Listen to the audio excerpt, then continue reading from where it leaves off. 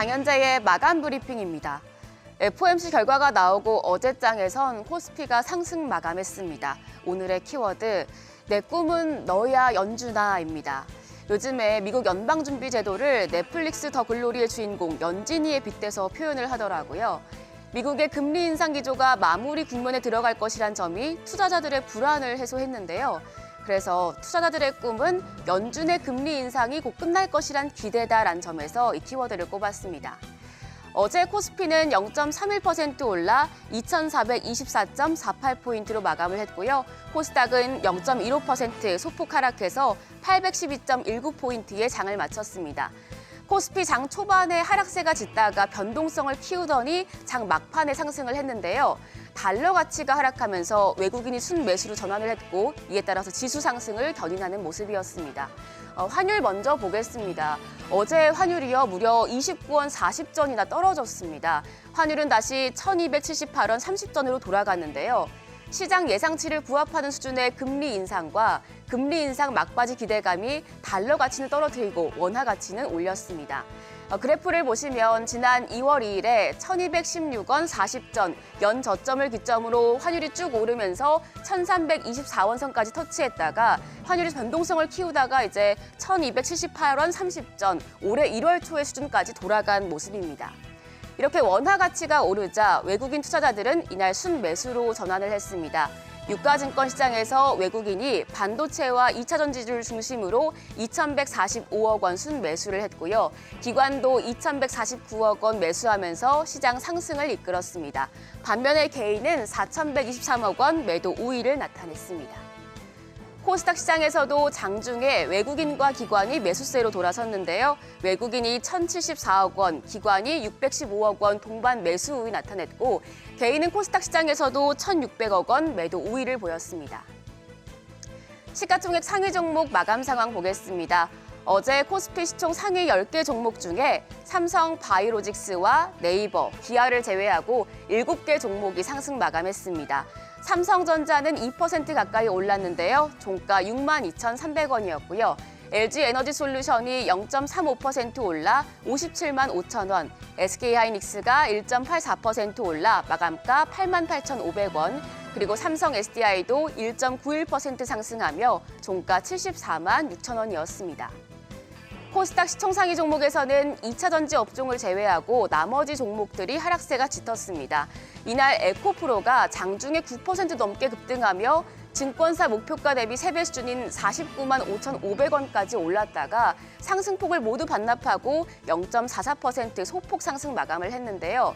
여기에 에코프로 자회사인 에코프로 BM도 10.07% 오른 23만 5천 원 역대 최고가를 경신했습니다. 또 에코프로 H까지 사상 최고가 기록을 갈아치우면서 이제 에코프로 삼형제가 폭등세를 보여주고 있는 모습이고요.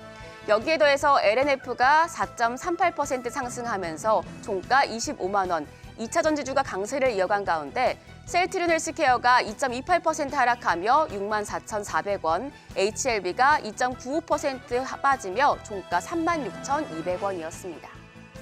시장 업종별로 보겠습니다. 업종별로 봤을 때는 디스플레이 장비 및 부품, 그리고 전기 제품, 반도체 업종이 시장 대비 상승세가 컸는데요. 이날도 잘 가는 모습이었죠.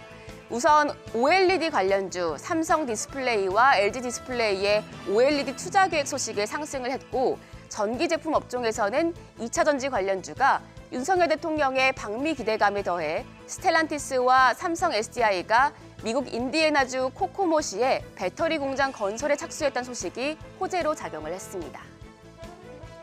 시장을 주도하는 대표 테마주 2차 전지 내에서 순환매가 계속해서 돌고 있다는 점은 몇 번 전해드렸었는데요. 어제는 폐배터리 관련주의 상승세가 눈에 띄었습니다. 증권가에서 폐배터리 관련주가 유럽연합이 최근 발표한 유럽판 인플레이션 감축법에 수혜를 얻을 것으로 눈여겨보고 있는데요. 관련주가 지난달 초와 어제 종가를 비교한 상승률입니다. 우선 에코프로, SK에코플랜트, 테스와 MOU를 체결하고 폐배터리 재활용 시장 공략에 나섰는데 현재까지 주가가 271%나 뛴 상황이고요. 또 코스모화학은 폐배터리에서 니켈이나 코발트, 리튬 같은 유가 금속을 추출해서 재활용하는 사업을 추진하고 있는데 이 역시도 2월 1일 종가 대비해서 103%나 오른 상황입니다. 그 밖에 성일하이텍은 유럽에 공장을 세워 폐배터리 재활용 기술을 상용화하기 시작했고 IS 동서도 최근에 폐배터리 재활용 밸류체인을 확보했는데요. 주가 상승률 확인해 보시길 바랍니다. 그리고 알루미늄을 얇게 펴서 만든 막을 알루미늄 박이라고 부르는데요. 이게 2차 전지 배터리를 만드는 데 들어가는 양극재에 쓰이는 소재입니다. 알루미늄 박은 그동안 구성비가 다른 핵심 소재에 비해서 낮다는 이유로 그렇게 큰 폭의 움직임은 없었는데 이번에 2차 전지 내에서 순환매가 돌고 있고 또 여기에 더해서 전기차 배터리를 고도화하는 데 필수적으로 쓰이고 있어서 최근에 관련주가 상승세를 보이고 있습니다. 관련해서는 사마 알미늄과 조일 알미늄, DI 동일, 동원 시스템즈 등이 관련주로 분류돼 있습니다. 최근에 2차 전지 관련주 주가가 단기간에 급등세를 보이다 보니 밸류에이션이 너무 높아졌는데요. 하이투자증권에서 미국의 인플레이션 감축법 IRA 세부 조항 중 하나인 첨단 제조 생산세액 공제 AMPC 상한선 유무에 따라서 2차 전지주 추가 랠리도 가능하다고 전망을 했습니다. 이 AMPC라는 게 미국 내에 배터리 셀이나 전극활물질 생산 설비를 갖춘 제조사에 세액 공제를 해주는 것을 뜻하는데요. 기존에 발표한 IRA 가이드라인을 보면 배터리 셀의 경우에 1kWh당 35달러, 그리고 전극활 물질은 업체가 발생시킨 비용의 10%에 해당하는 금액을 세액 공제 형태의 식으로 지급을 합니다. AMPC가 국내 배터리 셀 업체에 어떤 식으로 강점을 주는지 계산한 표입니다. 예를 들어서 LG 에너지 솔루션의 경우에 2026년까지 이제 캐나다를 제외한 북미 지역에서 156기가와트/아워 수준의 배터리 셀을 생산할 수 있습니다. 이걸 수율과 가동률을 곱해서 계산을 하면 대략 2025년에 93기가와트/아워 정도의 배터리 셀을 생산할 수 있게 되는데요.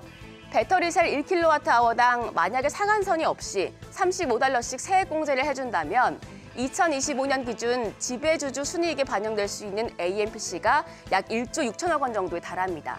이렇게 AMPC 혜택을 완전히 배제한 지배주주 순이익이 약 3조 1천억 원이라는 점을 감안하면 무려 52%에 해당하는 규모를 세액 공제받을 수 있는 겁니다. 다음 장으로 넘겨서 삼성 SDI도 2025년에는 미국에서 생산 능력이 생기고 또 SKO는 작년부터 미국 생산 캐파를 늘려가고 있기 때문에 향후에 미국 IRA에 따라서 AMPC를 적용받는다면 이익 수준이 높아질 수 있는 건데요. 하이투자증권은 배터리 셀 업체들의 경우에 상대적으로 양극재 업체들보다 연초 대비 주가 상승폭이 제한적이었다는 점을 고려할 때 LG 에너지 솔루션과 삼성 SDI에 대한 비중 확대가 반드시 필요한 시점이라고 말했습니다. 2차 전지주에 대한 증권사 보고서까지 살펴봤습니다. 그럼 이번 주 마지막 거래일도 국내 증시 개장 머니쇼와 함께 하시죠. 지금까지 어제장 오늘장이었습니다.